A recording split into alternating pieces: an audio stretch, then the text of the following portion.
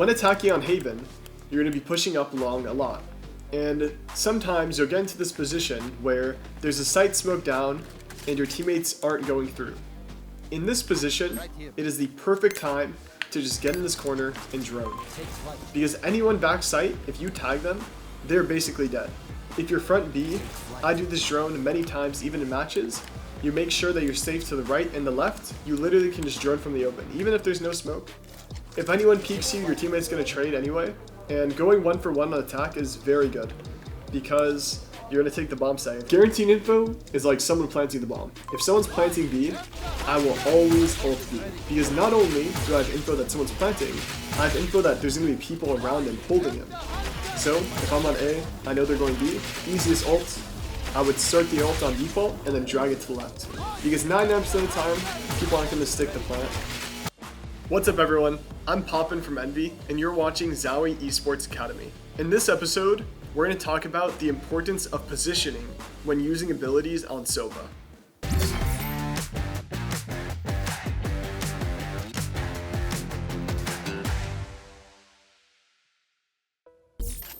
Many people just want to use their abilities. They see they have a recon, they shoot it. They see they have a shock, they shoot it. They see they have a drone, they just use it. And what makes the difference between a pro player and the average player on an agent like Sova?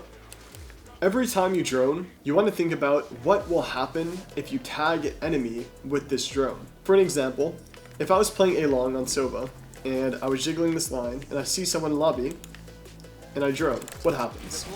I can tag someone and what are they going to do? They're just going to hide behind a wall, they're going to wait out the tag, and it's going to be useless. Instead, try to wait until the enemy is in a position where they cannot escape after you've tagged them, or try to drone for another reason.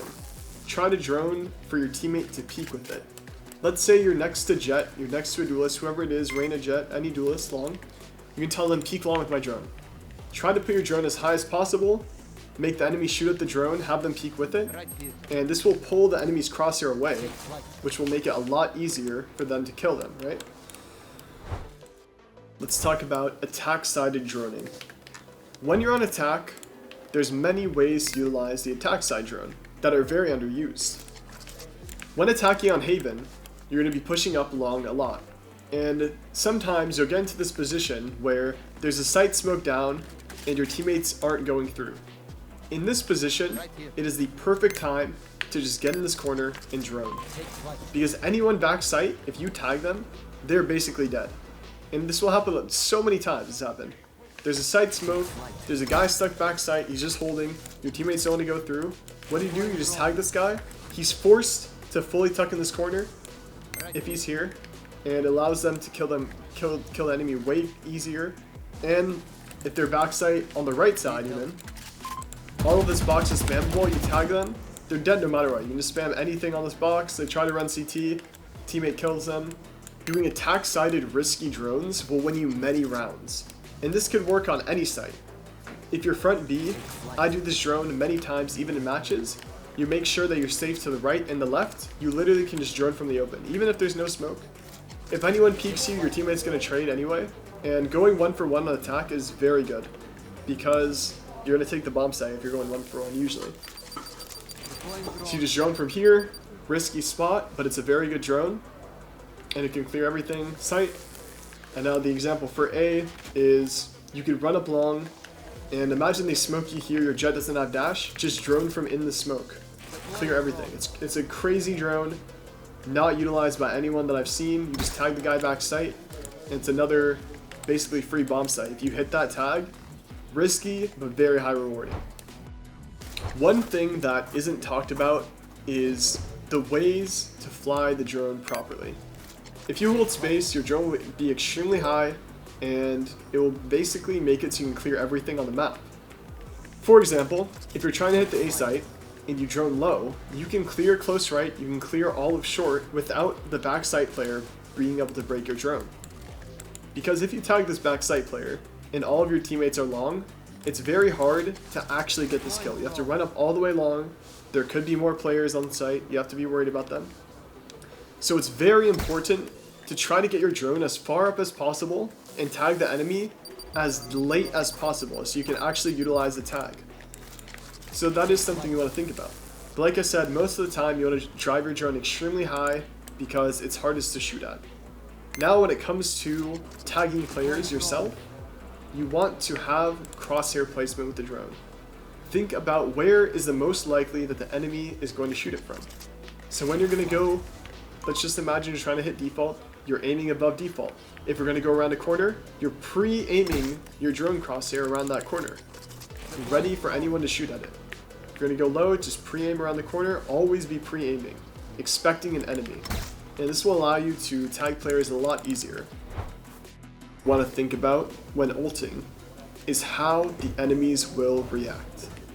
If you're ulting in an area like mid, any enemy you hit will have such a free and open space to run around, which will make it the hardest area to ult in the game. Whether that's mid or on A with a ton of free space, you never want to ult in an area where the enemies can move freely.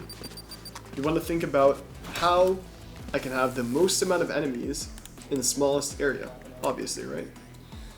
So, how can you do this?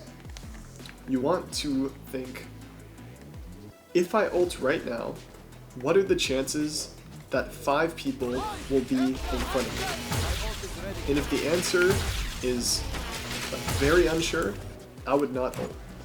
The only time you ever want to ult is if you are guaranteed either full info on a player, or if there's like 4 or 5 enemies lined up together.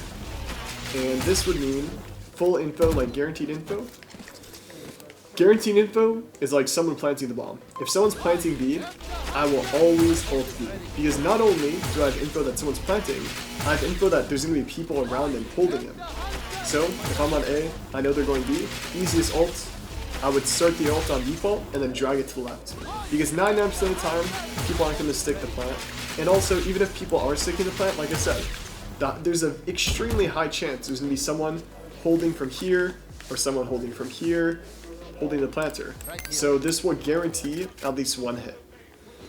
This is an ult that I brought up when talking about recons previously, which is, if I'm on the A line, I'm jiggling, and I know that they're going C, I will throw my dart, which is you line it up with this line right here, two of the diamonds you line up right here, 2 charge, shoot it, and then instantly run to short. By the time this dart lands and scans, you will be down here ready to ult off it. And sometimes even ult before, because you don't know if it's actually going to scan, it might get broken. But if you're in lower rank, it'll scan every single time. If you're in a lower rank, it'll scan every time. And you don't even need the dart to be able to ult from here. If your teammates are calling they're coming out C, you can simply use your map and see what your teammates are seeing and ult off of it. This is very important. Thanks for tuning into ZOWIE Esports Academy. If you learned something new, hit that subscribe button. And let us know in the comments what our next video should be about.